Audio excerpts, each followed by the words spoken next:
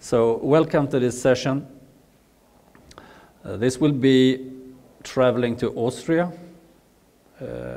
company quite similar to Sweden in population and some of the sports. They are much better on skiing than we are, at least in the hills, downhill. So, but what we should do today is more listen to Michael Fruhmann. He is one of the most experienced guy in the European Union on this public procurement law. And Michael has been head of unit in the constitutional service at Austrian Federal Chancellery. In Sweden we could call it Konkurrensverket or something. So he is actually trying to implement the EU legislation and had that in order combined with the Austrian laws as well. So what we are going to listen today is how to prepare the legislative process according to the EU rules, and also how you could use this to create better local business as well. And of course this is mean that try to make a complex thing very simple and understandable. So warm welcome, Michael Fruhmann from Austria. Yeah. Thank you. Yeah, very exclusive audience. Not that many people, but you know, it's not the numbers that count, it's quality. Exactly. What I'd like to talk about is our point of view during the negotiation. You maybe heard Claudio. He's from the Commission side, and he gave you his view of their experience during the process. And now I'd like to talk what we experienced, what our perception was, and the challenges for the transposition of the new directives in Austria. So I'd like to focus first of all on the process side, and then on the material side of things. What are the key challenges for our process? I have to start that it was a good start. That's the first point. I was surprised because when you look how it all developed, we can start, let's say, at a point where the Monti report was prepared 2010. Then we had a lot of green papers. You see the green paper on e-procurement. We had the green paper on the modernization of the procurement rules, 2011. And then we had an evaluation of the existing rules by various studies. And then there was the Commission proposal. So the start was good. And if I say the start was good, there always, who knows me, there's always a but coming. And the but is about this. When we look at the Monti report and just remind ourselves what the key messages were at that time, we can condense it to the following points. Monti just stated in his report to the then President of the European Commission, Barroso, that the procurement rules are too complex and a simplification is much needed. I think that's obvious. Everybody who's been dealing with procurement tell me, okay, my goodness, what I'm going to do, my goodness, it's a lot of paperwork. I have a problem with the competition because people do not participate in procurement procedures because it's a lot of paperwork, it's too formal. And on the other side, the contract authorities complain, the procurement rules, they deny me access to economic behavior. I cannot go to the market and ask for what I want. It's burdensome as well. So both sides complained it was too complex. Monti also concluded that we need to have a discussion about the objectives of PPP, of public procurement, sorry. Why is that needed? When the procurement rules were drawn up 1970, at the very beginning, it was all about cross-border procurement. So there was always a very economic focus. In the meantime, till up to 2010, discussion was there about using procurement, because a lot of money was involved, to further other objectives. But what kind of objectives should be furthered? So this discussion should clarify what procurement should be about. That was, I think, one of the points Monti raised. Access for SMEs should be improved, that's clear. The negotiation procedure should be a regular procedure, very interesting, a demand by Monti, like in the utilities area.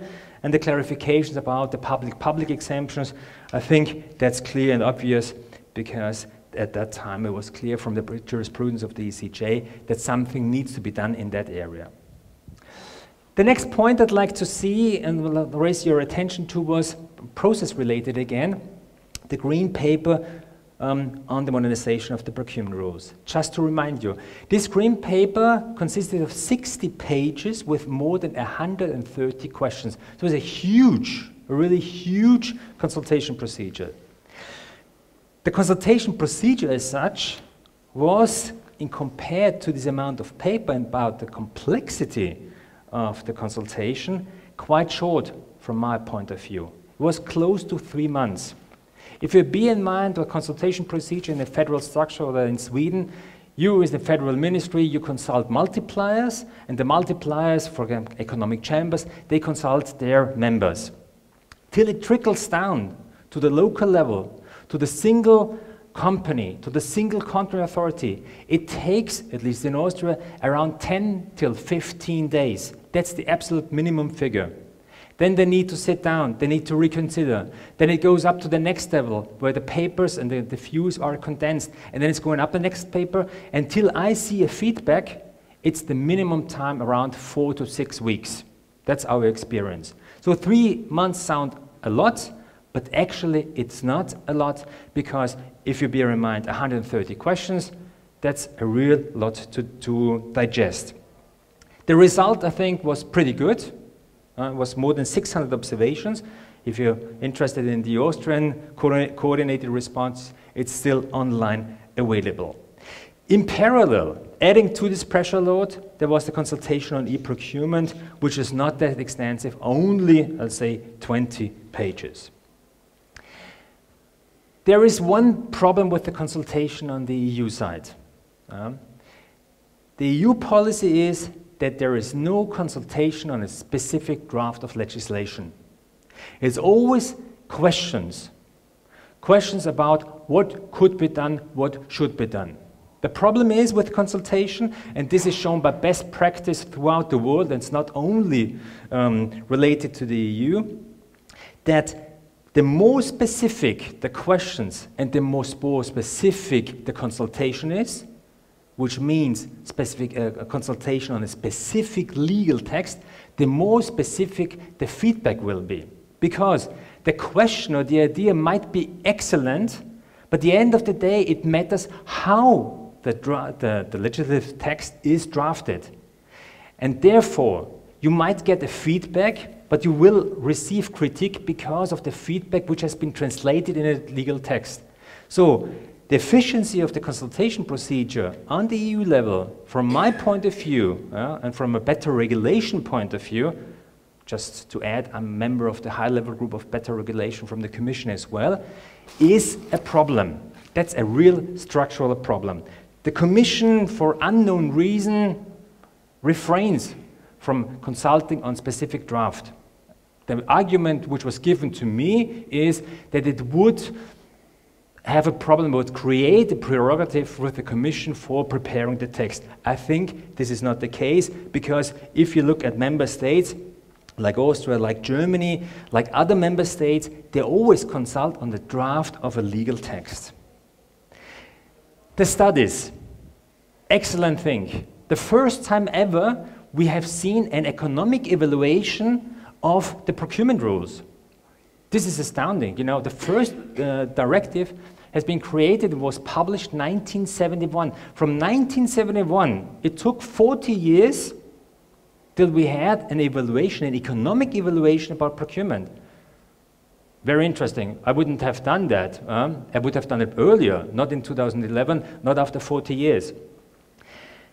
There are studies, and you can see what kind of studies have been done, 2 in 2010 and 5 in 2011, showed some very interesting results. For example, that the meet criterion was the criterion for award which is commonly used. 70% of all contracts awarded were awarded according to the meet, the most economically advantageous tender. corresponding about 80% of values procured. I've just been recently to Taiwan. There is the other way around. It's 95% lowest price principle, and only in some exceptional cases the meet criterion. And then they wonder at the end of the day why they end up with an over budgeting of 150, 100, 200%. I told them, no wonder why in Europe nobody would consider a complex works contract to award on the lowest price principle. This is simply not sound procurement practice. One other thing which I'd like to highlight is that one of the outcomes, economic outcomes of the procurement of those studies was that there is practically no relationship between the contract value and the procurement costs, except where the very high procurement value is concerned. Therefore, the costs are a big share of contract value for the smaller contracts. The study showed that, especially for small, complex service contracts, the transaction costs for the procuring entity and the companies involved could be as high as 30% of the estimated value, which is a nightmare. Just consider 30% estimated transaction costs. The transaction gains would never reach that level. So there was obvious that we had an economic problem for small, complex contracts. It was obvious. Simplification, just repeated. We should do about it. Should do something about it. It also showed those studies that there's a great variation between member states, for example, cost efficiency or length of procedures. In some member states, the procedures are twice as long as in other member states. Why is that so? Is it only national reasons? Is it gold plating? Or is the reason inherent in the procurement rules on the EU level? It was a very extremely tight time frame. Just bear in mind that the feedback on the green paper was April. There was the set, April, May, June. It was extended to June to some member states because they said, we cannot live up with a very short time frame for the 3 months. And just to remind you, the observations came in June, and the Commission proposal was presented on the 20th December 2011. The reason why? Because Barnier promised to do so, and the Commission working program was that. So if we have set a deadline, we, the Commission, must meet it at all costs. I think it's not wise. If you see there's a problem, you should take your time and prepare something decent. It was always a big challenge. I think Claudio explained it to you in the morning for DG Markt, because just think about it, you need to have to prepare the whole package, which was several hundred pages, within 6 months. I'm in procurement now for 20 years. I'm transposing this stuff. I'm drawing up the legislation. A decent legislation to prepare it within 6 months of this amount, covering all those areas, it's a nightmare. And it leads, in a way, to disaster. It leads to problems. Okay, we had the proposal on the 20th of December. Nice Christmas present. The first Council working group, bear in mind, was on 17th January 2012. So not even a month after that. Just a side note, the then Polish presidency in 2010 tried implicitly to hijack the heads of governments and state, because they tried to bring in the council constitutions of the European Council a deadline for the adoption of the procurement package. But the heads of state should agree to a deadline, but without knowledge of the exact content of the whole package. So buying the cat in the sack, what we say in German. You don't know what it looks like, but I agree, we're gonna buy it. This is not sound. This is not good practice.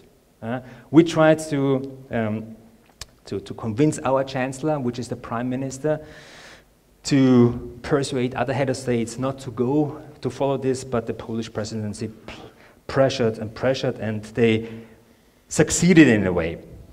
Another point I'd like to to make is 17th January 2012. On the 20th of December, we got the proposal, but it was only available in few languages. On the 22nd of December, the Council Secretariat told us, oh yes, my dears, we have it in English, in German and in French, and the other language version, they will come in due time. So we had a lot of delegations which haven't seen the proposal in their mother tongue at the time when the negotiations started in the Council. There have been some delegations where the language versions were only available in February or March, and even then the delegations complained that the translation was gibberish, and they didn't understand it. My Hungarian colleague said, this is not Hungarian, I cannot understand it. So you see, the start was good with the evaluation, but then it got worse. Okay, it went on. The negotiations in the Council were almost on a bi-weekly basis. The internal coordination, at least from our side, was very, very difficult. When we have a Council working group, we need to prepare for it. We have to draw up a report after that to give the stakeholders, other ministries, other companies, chambers, and so on, the possibility to have a feedback. So we had a Council working group, a report. The feedback came in 2 weeks after that, but then we already had another Council working group in between. Another thing is that major changes were introduced very late in the process. For example, the exception for the social enterprises. By the way, was a UK wish. But when I asked my UK colleague, how do you interpret this exclusion? I said, I've got some problems. So at the end of the day, we've seen something, we didn't know what it exactly means. We had COREPER meetings at the end of the process, weekly. COREPER meetings is a very arduous process. The then presidency sent out questions, but only 24 hours before the actual COREPER meeting. How to prepare such a thing is always a nightmare. It implies lots and lots of time shifts. And then you see, okay, we had the negotiations with the European Parliament. The European Parliament, for example, was not an easy partner. For example, 201 amendments to the Concessions Directive, only by IMCO, the Internal Market Committee, were adopted. 200. At the end of the day, we had several hundred amendments adopted by the European Parliament, respectively by the committees, and those were not aligned. Sometimes those amendments were contradicted each other. Nice thing to deal with. And then we had to deal with recent opinions of the application of the principle of subsidiarity and proportionality, for example, by the UK, Portugal, Austria, and Sweden. Because they said, this package is not in line with the principle of subsidiarity. If we look, we've seen the EU process, we look at the AT, our Austrian process. We had a broad consultation on the Green Paper. We had 120 internal observations, which we condensed into our observations, which comprised, I think, about 50, 60 pages. We always consulted on the Commission proposal, but in parallel to the negotiations in Council. So the feedback was already coming back because the feedback was on the proposal, but the proposal already developed in the meantime. We had a detailed report for each Council working group. For the COREPER, each instruction was personally cleared by the Federal Minister. Get hold of a Federal Minister. It's a nice thing. Maybe if you're lucky at 11 o'clock during the night. If not, 6 o'clock in the morning, if he's already up. So it was an extremely demanding jurislinguist process. Don't forget that. Jurislinguist means the translation from the negotiation language, which was English, to the respective language versions. We in Austria, we need to coordinate with other German-speaking countries, namely Germany. Try to coordinate within a few days several hundred pages and remarks to the pages. You see, it was really, really a process. The summary, my personal summary of our experience is as that. It was very intense and, to put it mildly, sometimes too rushed. We should have taken more time, especially at the end, but that's a usual experience. It's not the first time I did the process like Claudio. We had several rounds already in negotiations in the Council, and it's always the same. We tried from our side, from the government side, to be as transparent as possible, but I need to tell you, we lost our stakeholders. Data overflow. They got frustrated. They reported and we told them, you're already too late. The text has already changed. Report again. And then they said at the end of the day, it makes no sense at all to report anymore. You need to give me some time for a decent report. I knew about this problem. I voiced it to the Danish presidency at the beginning of the process, but to no avail. And I frankly have to say it happened before and we didn't learn our lesson. That's our experience. It's very negative. It's negative, and I really, I'm sorry about that, because I think procurement is such an important issue. It involves a lot of money, and it should be dealt with in a decent way. The transposition process, well, in Austria, we, the Federal Chancellery, the Prime Minister's office, are responsible for the process of drafting legislation. It's a federal state. We have a special constitutionally required procedure to follow, whereby the regions, the lenders, are involved in the drafting process. We will have a public consultation, a web consultation with at least 8 weeks. I want to give them 12 weeks at least. And then maybe, if the reports, the observations lead to major changes, we might have a second round of consultation, just to make sure that people know where they stand, that they have the feeling that their feedback is duly taken into account. The draft proposal will be adopted by the Council of Ministers, and then we're going to have the parliamentary process. Just to give you a kind of inkling of our timing as of now, this may change, of course. The draft proposal should be ready in the third quarter of 2015. Possible adoption end of 2015, 2016, and then we have the parliamentary process till April 2016, and then the publication. It will be close. It will be extremely close. I'm not quite sure if I can meet the deadline, but we're trying the best to do so. Going now and departing from the process, I want to go into the material stuff. When looking at the new directives, we have some basic inherent problems. First of all, the objectives. The objectives is simplification, access of SMEs, furthering other objectives to be pursuable by the directives, GPA conformity, governance, and so on. And you see, these objectives everybody can agree on. But at the end of the day, we're trying to square the circle. We're trying to comfort everybody, which at the end of the day will not be possible. Just very generally, we have a lot of member states. We're sitting around the table, 28. We have the Commission, we have the Presidency.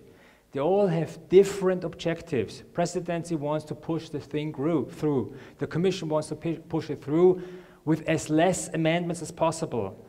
Each member state has specific objectives, what they want to pursue. At the end of the day, a compromise is needed. And this need for compromise, as has been already noted in literature and somewhere else, necessarily ends up sometimes in kind of formal compromise. You're trying to find a wording which suits all. But if it suits all and everybody can see itself in the wording, basically the wording will be unclear, because everybody can see herself, himself in the wording. Oh, I'm going to interpret it in that way. The other said, yeah, but that's my way. So at the end of the day, in some key provisions, we will have not legal clarity, we have legal unclarity because of the need for compromise. And then we have a very, very interesting underlying basic problem about the regulatory approach of the directive. You need to bear in mind that we have a Europe of 28. We have member states like Sweden, like the UK, like Germany, like France, like Spain, like, I don't know, Malta and Romania.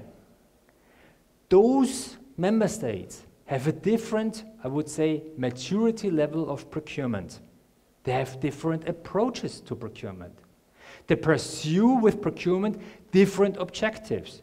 If you would go to the UK, at least a few years back, they would say best value for money. That's what procurement stands for. The other says, oh, yeah, that's right, but procurement is about fighting corruption as well. A very important objective in some member states. And other member states will tell you, yes, that's right, but green procurement is the most important of all. Others will tell you, oh yes, but innovative and social procurement will be, or is most important of all. And this leads to different regulatory approaches. Some member states want to give the procuring entities a lot of leeway. It's a kind of principle-based approach. Their basic starting point is, okay, we have contract authority, they know what they do, they know the market, let them behave like an economic operator. Give them leeway, just frame the regulatory environment and set out some basic principles. But you don't need to tell them about what kind of reports you need, and you don't need to set out detailed, let's say, time frames for the receipt of tenders and so on. Let them do it because they know the market, they know if they ask for a tender within 10 days, they will get no tender because there's no preparation time. And then you have other member states which have a more repressive approach. No, I need to tell my guys that at least 40, 52 days, 30 days are necessary for the preparation of the tenders. Therefore, we need to have in the directive a clear set. What is the time frame? What kind of documents you can require and what kind of documents you cannot require? And there is the big struggle. Those are kind of two opposing regulatory approaches which at the end of the day have to be combined to achieve a compromise in the Council. And by doing that, it's watering down everything. Both sides are unhappy. Those with a principle-based approach saying, oh my goodness, this is way too restrictive. And the other one says, oh, it's not restrictive enough. We need to do more about it. And you see that when you see for example, the practice, and we see, for example, the review procedures within the different member states. If you compare them, what kind of problems are coming up, they are differing in a great variation. Yeah? The things which were dealt with are very, very different. The directives pose, I would say, interesting challenges for the national level for the transposition. Basically, we can start that we tried to seek regulatory clarity, but we didn't achieve it. We still have uncertainty for the legislator. This, for example, expressed in the various meetings with the Commission, where the Commission said, okay, we're going to help you during the transposition, and then member states prepare questions and would say, okay, if I've been sitting in the Council and negotiating the directive, I should know the directives.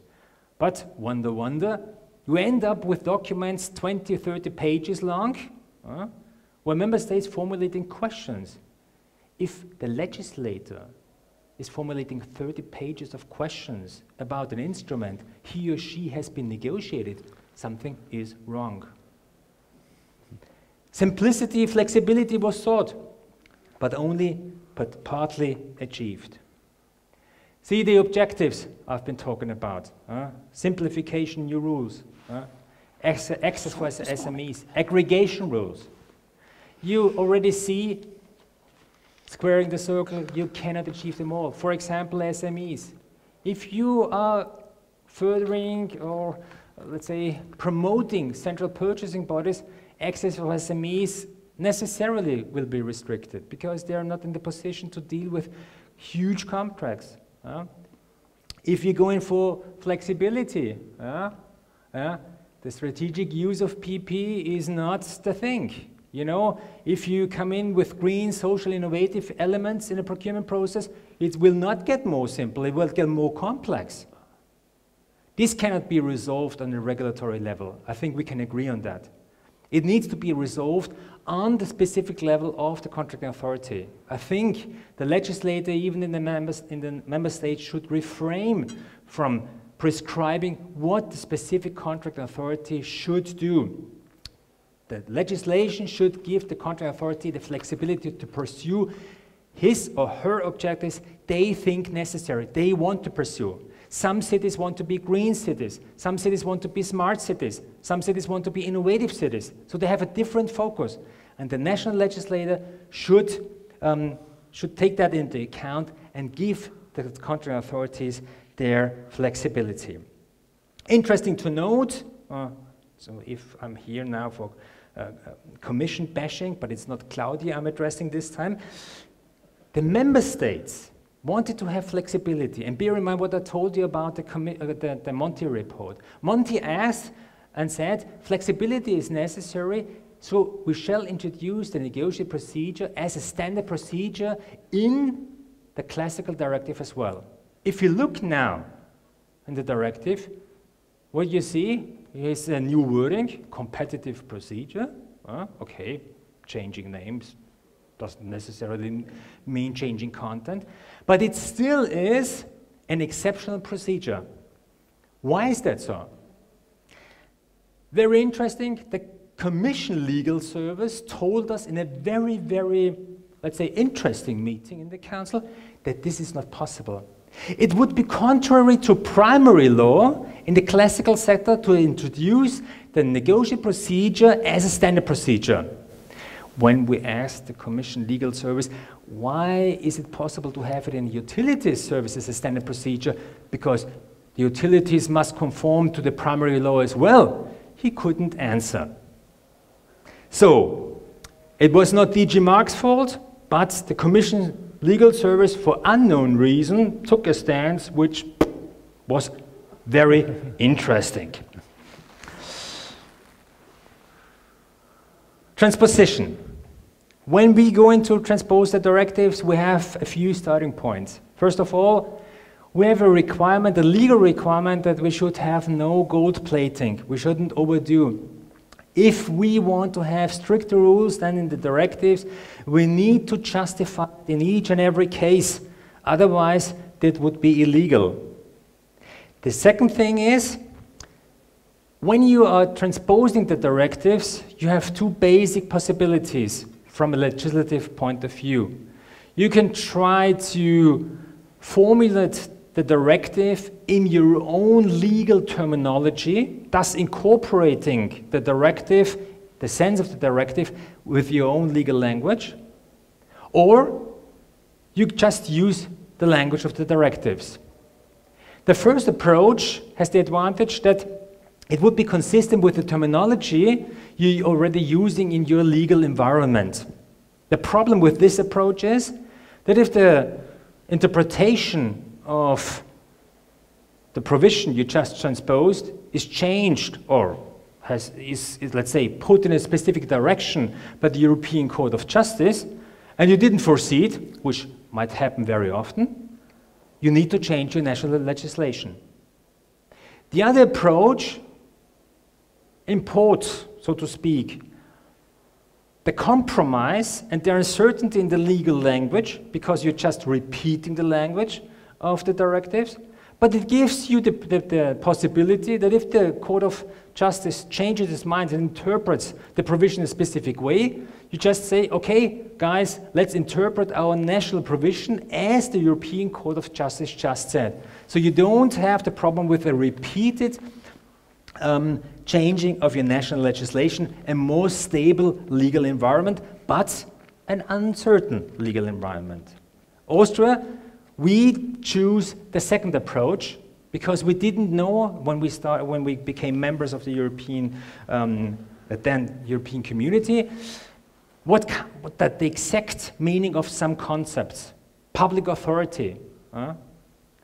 The personal scope in some respect was unclear. It started, for example, with the Mannesmann case, an Austrian case, and then it got progressed more and more. The last case, for example, the German case, the EVD case, put very interesting specific requirements by the European Court of Justice, which I didn't foresee, which I wouldn't have thought possible according to our dogmatic thinking. So those are two possibilities.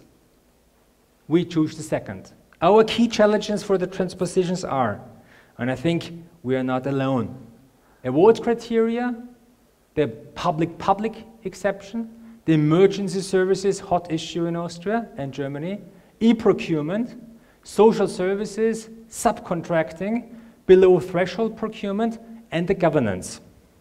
And this is just the highlight.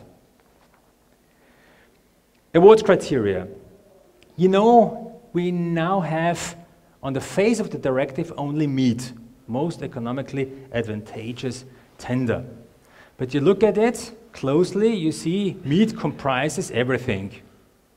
So you look at the elephant, but it could be a snake, it could be a rabbit, it could be everything, just to be in a picture. Because it could be price only, it could be costs, with the life cycle costs, or it could be our former MEET, the best price quality ratio. We introduced now the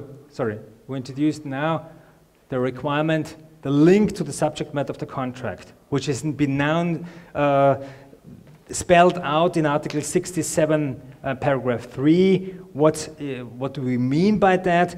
It's a relation to the process of the production of goods, the provision of services, and trading, for example, fair trade.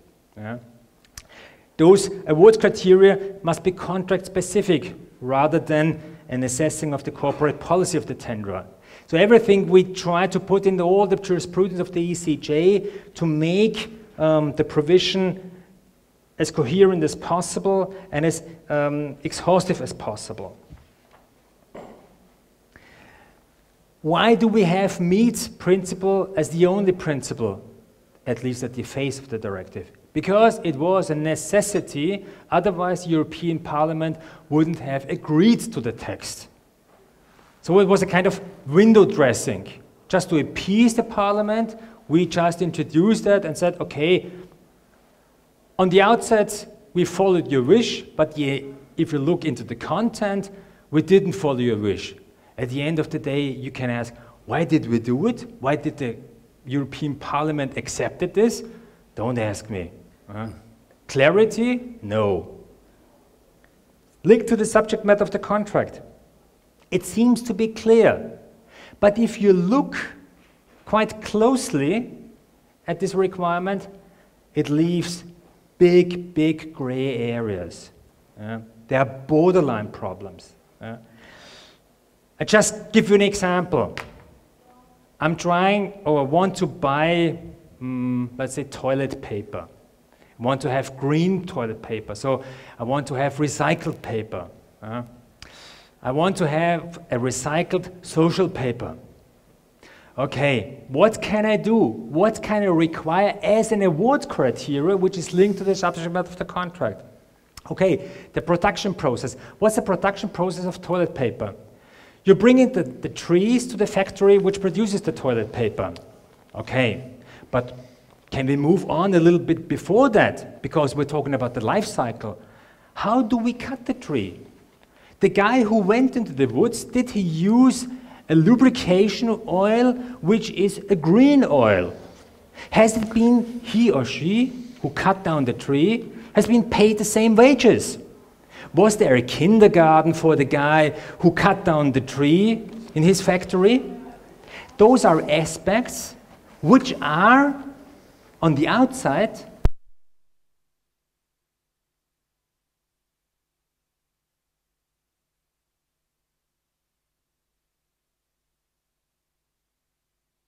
what kind of criteria can be taken into account, and where do we need to draw the borderline which is not admissible anymore? This has been tried to clarify. We raised the question in the Council Working Group several times, but do you think we get an answer? I'm asking you. Do we get an answer? No. No, of course not. Because at the end of the day, this is too controversial. We didn't get a thing. But what does this imply? It implies that the problems I'm just outlining are transferred to the national level, or, more accurately, to the practical level, to the contracting authorities level, which at the end of the day faces the political wish, do something about social procurement, do something about green procurement as much as possible, and then they will ask, what can I do? What is admissible, what is not admissible? So at the end of the day, what we will see, a lot of cases with the courts, where because contract authority will be pushed to push the borderline. And then we will see what happens.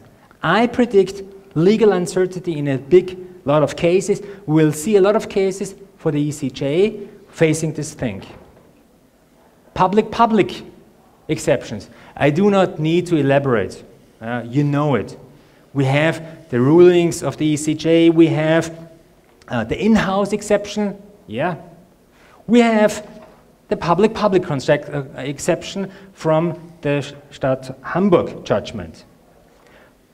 But the wording, if you look closely at the original English language version, differs from the ECJ wording.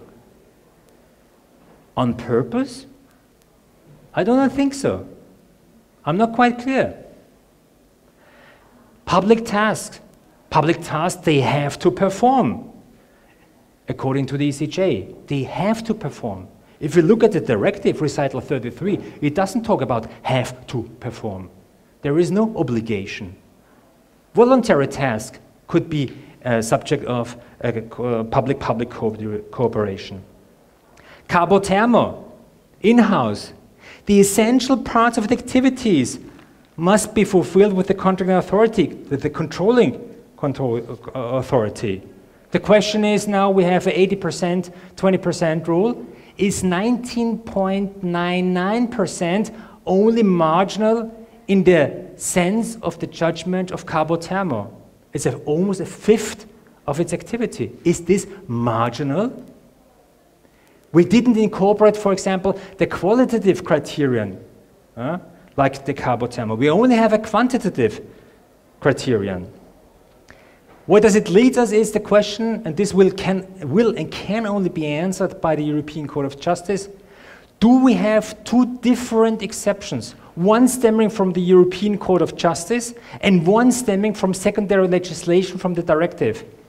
Are they same or are they different? If they are different, do we have, let's say, a secondary regime, but outside that you have to follow a primary regime? Many, many legal questions which are not answered. Do I'm running out of time? Yes. Yes. We started late? Yeah, but... Give me 5 minutes. No. No? Otherwise they're coming next. So you give okay. me 1.5 minutes. 1.5 minutes? Yeah. Okay. Yeah. Ambulance services, I just point out, it's not working anymore. Okay. What happened? Let's turn it off. Ambulance services. Hot issue. If you see the recent case judges now, C113/13, just came out in December, which leaves a lot of questions. Contradiction to an old case in Germany. E-procurement. We've done a lot of e-procurement in Austria, but we're still struggling with the obligation now to have mandatory e-submissions. The problem is in the federal state. What kind of e-procurement system are we going to have? We will not have a single system. We have several systems because of our structure. But then we need to have legislation coordinating this thing, especially in the context of interoperability. And to really profit from e-procurement, you need to have an e-procurement for the whole life cycle. The light touch regime, lots of questions open. We have a very high threshold, 750,000 euros.